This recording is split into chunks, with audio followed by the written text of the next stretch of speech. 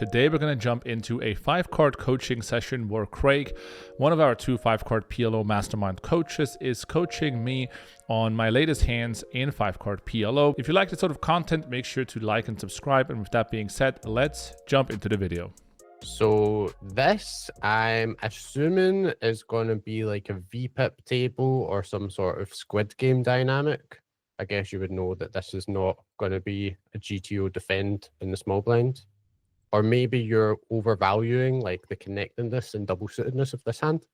What's your thoughts when you see this? First instinct would be there is some sort of VPIP problem that I have right now. But what I took away from our last session was that it is much better to basically throw away, quote unquote, one big blind by just limping some hand that looks like complete trash in case you do want to stay in the game and you want to keep your VPIP where it needs to be, versus calling a raise that includes all antes, where you're going to play a much bigger pot down the road, like in this case. So I think, again, this is a hand that is not a new hand. Still the mistake I made in our first session we had. Yeah. So I would say it's an adjustment. But what I do wonder, though, is when do double-suited low rundowns ever become either playable or even good? That there are some like high-quality ones in 4-card, no gaps, double-suited, very high VPIP hand. Is that sort of similar in 5-card, or are actually like most of them pretty much trashy? There's definitely combos that we can call here, but we really need to be very suited and very connected. Meaning, if we want to call it an 8-high rundown, it probably literally needs to be 8, 7, 6, 5, 4 with the perfect suits. So if we have a look at unpaired double suited 5-card rundowns, we can have a look at what this 16% looks like. 0, 1, or 2 gaps would still count as a 5-card rundown, but so are 4-card rundowns, I guess, with a dangler. That just doesn't really, yeah. So if we have a 10 instead, if we have a 10 instead, it doesn't count. That's a 5-card rundown, yeah. Yeah, if we have a 9, then it still counts as a rundown.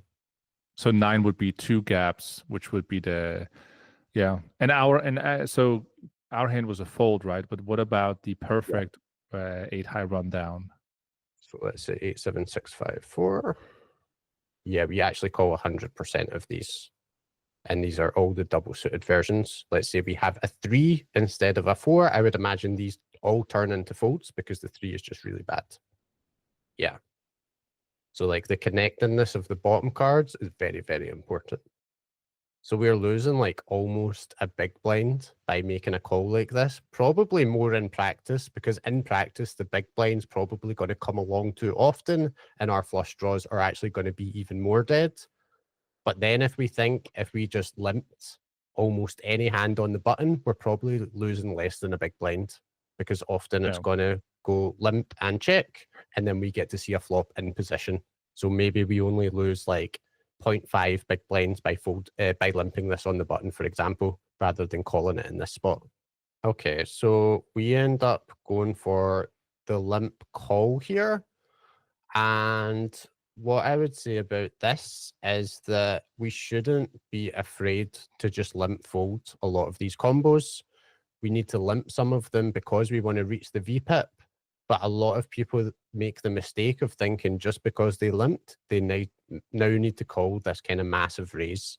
And if it isn't a hand that you would call in the big blind versus a big raise, which this hand is not most of the time, then it's probably a hand that you should not call after you limp and get ISO'd. So the limp is perfectly fine, but the call is probably losing. And that's just because reverse implied odds by hitting a set are going to be so much higher. If we think about like what happens when we call this hand, like what boards are we really excited to put a full stack in on the flop? So you can see like even the double suited versions of this hand are often just going to fold versus this raise. Yeah. So you can see like, even like ace king 993 with the ace king of diamonds, we just want to fold to this raise just because it performs so badly post flop. If we make the 9 a 4, I think this is a really good exercise just to find where the line is. Suddenly we start calling a lot more of these, And if we have the 5, we probably call, yeah, the vast majority of these. And a 6, we just have like slam dunk calls, unless we don't have the ace high suit. This is probably also in the context of a VPIP game, I would imagine. Is this a hand you would ordinarily limp with a big ante in play, or what do you think about this? So we have a limper ahead of me and 1.5 antes, or 1.5 big blinds of antes. Intuitively, I would think I would probably actually limp even without a squid game. Would you say that would be a mistake? Yes, I think so. Kind of for the same reason as the hand that we went over to start with, the 8, 7, 6, 3, 4. Because if we limp here, we're basically saying we're happy to go multi-way with this hand. And this is a hand that just does not perform well multi-way. I should say the caveat to this is if we're against, let's say, 2 very tight ranges. So let's say EP opens and MP calls, we probably actually want to defend this in the big blind, because very rarely are our straight draws going to be dominated. If we're up against 2 tight ranges, I would imagine that this hand actually defends as trashy as it looks. Yeah, 100% of combos, like even quad suit, it looks like it's defending at some frequency. But this is not GTO, and we're probably up against like maybe a 50% range here. Actually, I'll put my HUD on, see what VPIPs these guys are playing. So yeah, let's say this guy limps 40%. The big blind's playing 70%. This guy to your left is playing 40%. Suddenly, our draws are going to be dominated a lot. And so we actually go from having very little reverse implied odds in GTO here, calling in the big blind, to a huge amount of reverse implied odds, given that we are going to be playing against multiple very wide ranges, and hands just like King, Queen, 10, 4, 5, single suited, just have us crushed, basically. So in case, let's say EP opens and MP3 bets, can we ever find our way into the pot as a cold call or cold 4-bet if we assume that the ranges are very, very tight? Or I guess we need to be double suited? Yeah, that's a good question. Intuitively, I would say no, but the solver does solver things, and it would make sense if we know we're up against very tight ranges here. So let's say we have 7, 6, 5, 4, 3. Wow, you're right. You're right. I would never call this in the big blind, so this is pretty cool to find. So like if we are up against 2 extremely tight ranges, even if we see a raise in a massive 3-bet, we can actually defend the double suited versions here, just because we're not going to be sharing outs, at least our straight outs or 2 pair outs with these 2 ranges. It's one of those where people have to be really careful. Like if you play in some crazy games or people are like opening wider, 3-betting wider, it probably is very sensitive to the ranges in play. And I also do wonder, like, let's say we had a jack high rundown, if that is, I guess that is still premium against what we're gonna see. If we filter this by EV, I guess we could see like what are the printers as a cold call in a spot like that. So like King, Queen, Jack, 10, 9, of course, that's just going to be good against any range, basically, because it's so pure. 8, 7, 6, 5, 4 double suited. It seems like we want to be perfectly connected for these hands, the highest EV ones at least. I would imagine as soon as we start seeing some gaps, we probably don't want to be this liberal with calling. King, Jack, 10, 9, 8 I saw in there, and King, Jack, 10, 7, King, Jack, 10, 7, 8. The Jack 10 are the 2 most connected cards in the game. I mean, in Hold'em and PLO.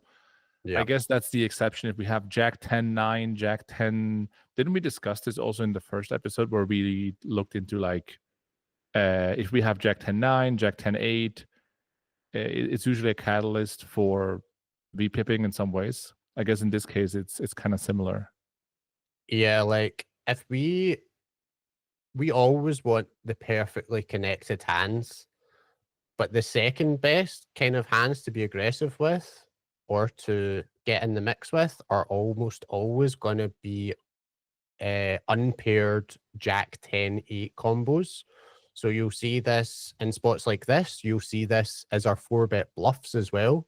Like if we raise in the cutoff, and get 3-bet by the button, all of the hands that we want to 4-bet that are not aces are basically going to contain either a 10 and an 8, or a jack and a 10, or a jack, 10 and 8, sometimes jack 10, 7, but they're going to be based around these three. And I think just combinatorically, it gives you like the perfect amount of board coverage.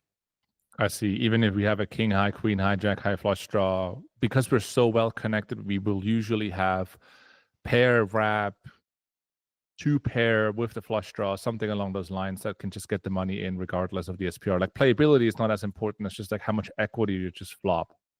Exactly. For example, if we have like king double suited here, I doubt we're doing very much calling.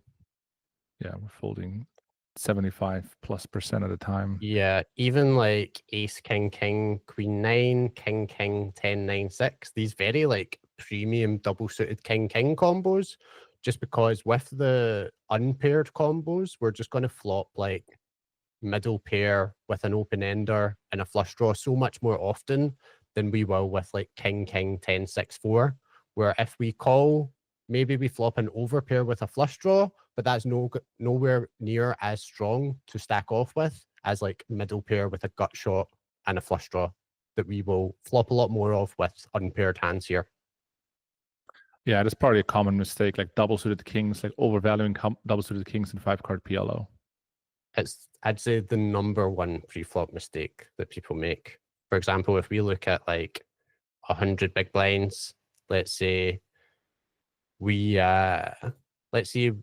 get raised in the small blind by the button and we 3-bet a lot of double suited king combos. When we get 4-bet, I know regs that will just call like 100% of their double suited king combos here because they think like, how could we ever fold like such a beautiful hand? But then if we look at what we do versus 4-bet with double suited kings with no aces, we only defend like 20% of them. 80% fold, that's pretty brutal. And especially when we have an ace. If we have an ace king combo, I think we fold like 100% of the time. We call like basically if we have the perfect suits and a pair along with it. But even then, these are basically like break-even defends. And if the button is only 4-betting aces, which a lot of people will be in the population, then a lot of these defends are even going to become like quite negative EV to defend. So my general rule would be like, if I 3-bet ace king combos and get 4-bet, I just fold. Unless I know for a fact my opponent is 4-betting too wide, which will be the case sometimes, but mostly it won't be. Do you want to keep going with the pre-flop stuff, or would you? I think it would be good to move a little bit to post-flop. And for anyone watching up to this point, sometimes we go quite deep on certain subjects, but the idea is to not only explore one hand, but more so bigger concept ideas that they build this web of concepts that are applicable across the field or in different spots as well. So if you studied the game, I strongly recommend people to go down these tangents yourself, because what you want to avoid is just have this sort of confirmation bias study approach where you look at a hand, was it good, was it bad, I played it great, let's move on. But if you go deeper, you learn about the threshold points, but you also ask yourself these conceptual questions. For example, if we would be double suited, if we had a gap, what is the response, the equilibrium? Our opponent is supposed to fold 75% of the kings. Well, if they don't, what is the consequence? We might want to 4-bet wider. But if you go down these tangents, you will learn way more than just finding a hand, matching it with a solver, and moving on. Yeah, 100%. Yeah, I have students who will say like, "Oh, I've got like 30 hands tagged for our coaching session." I'm like, "You only need 2. 2 will give us enough material to work with for an hour." That sounds like a long coaching session with 30 hands. Yeah, for sure. So I'm trying to think where we can go next. Raising flop too thin, you reckon, or betting too merged? I mean, you mark the hands. I'll whatever you think is good. Okay, let's try betting too merged. So our opponent in under the gun, 2.5x's, a very spewy player goes for a small 3-bet. We go for the 4-bet, of course. We get called. SPR 6. Actually, I don't remember tagging this, but this one feels fine. Like the thing I would be thinking when I'm deciding if I want to c-bet here or not is like, what turn cards can I actually jam on? Because if we bet, let's say half pot here, like you do, he calls on turn, there's going to be 100 in the middle, and yeah, the SPR is going to be like 2.7, which is a little bit awkward. So we definitely want to only bet hands that can actually pot on a lot of turns with the objective to stack off. So if we had like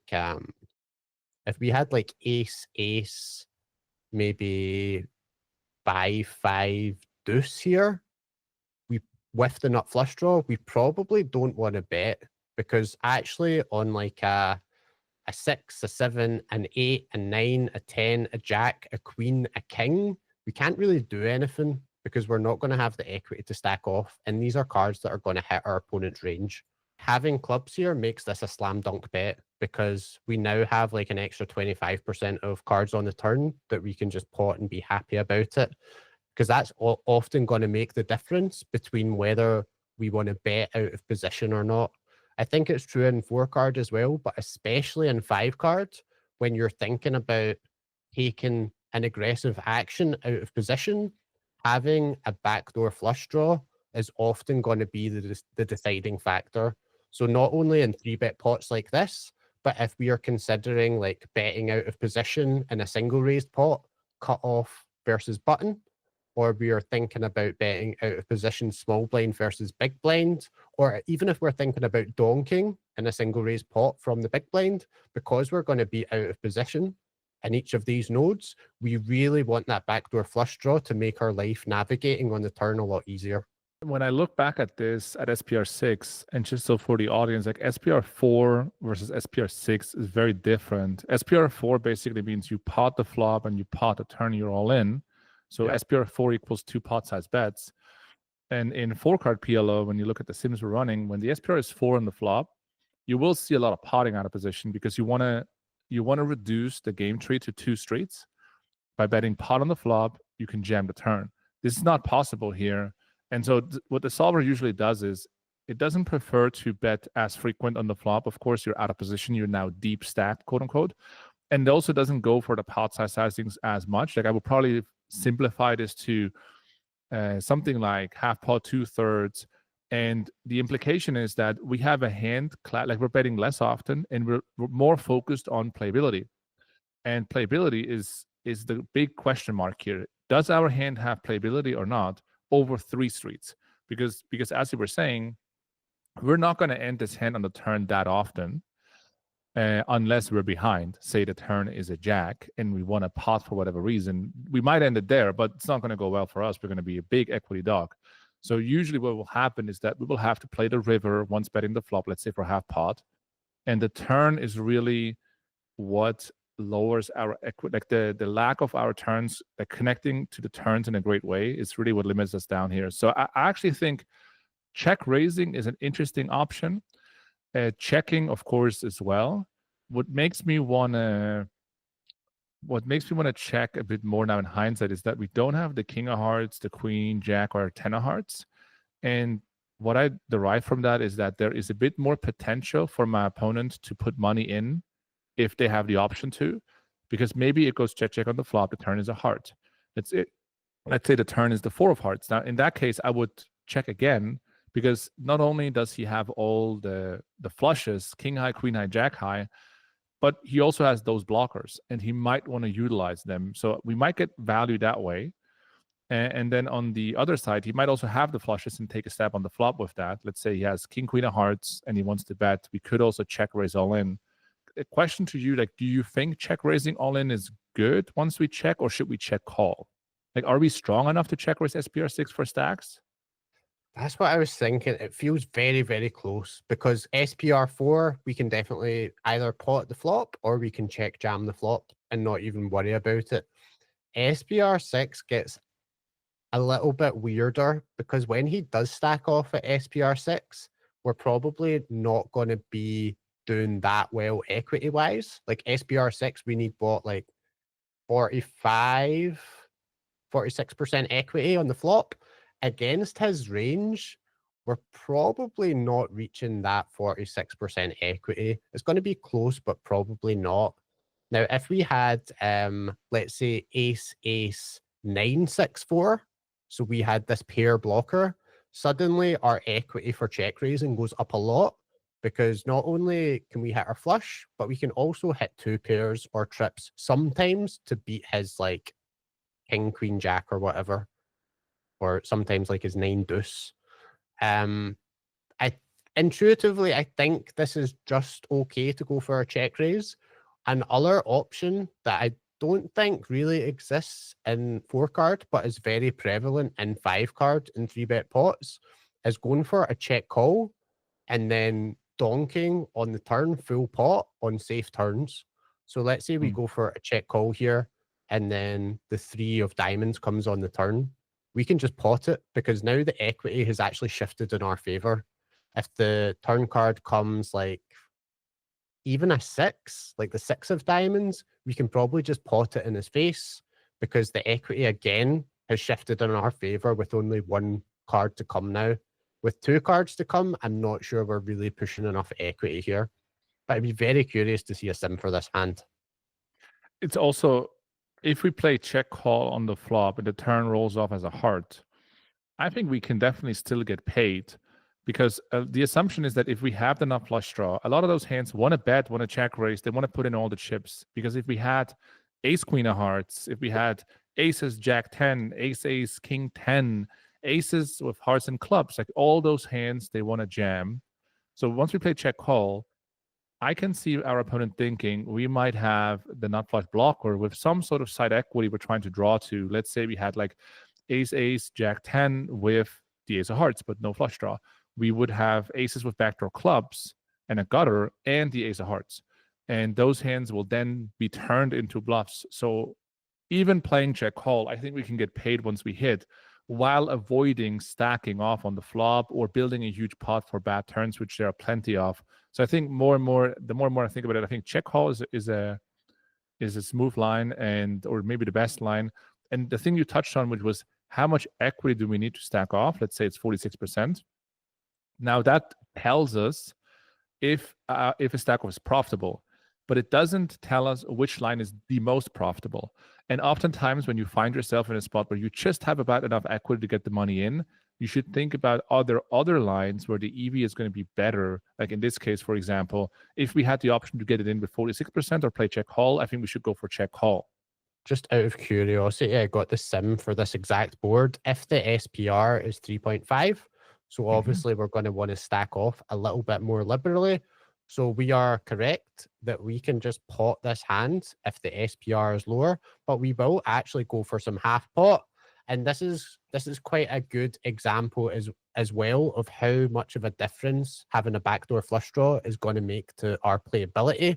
Without the backdoor flush draw, we just want to pot, we want to end the hand as soon as possible, or we want to make the SPR on the turn as low as possible so that we can just jam. But if we have the backdoor flush draw, and especially the backdoor nut flush draw, we would actually prefer to half pot, because we're really not worried about as many turns. That's a great find. And I think the way, people often ask, how do I apply the sims you have in PLO Trainer to other situations? Let's say you're deeper stacked. I think that's a good way to think about, at 100 big blinds, your playable hands with the backdoor nut flush draw are betting half. At 200 big blinds, once you're deeper, those are the only hands you want to start betting because they have the playability. And the hands on the right-hand side are probably hands you lean much more towards checking because they don't have playability, and you don't pot at an SPR of 6. I think this is a good point to wrap it up. Like we dove a little bit deeper today into 5-card PLO. I appreciate Craig for joining us today. He's obviously one of the 2 5-card PLO Mastermind coaches. And next time we're going to dive deeper into postflop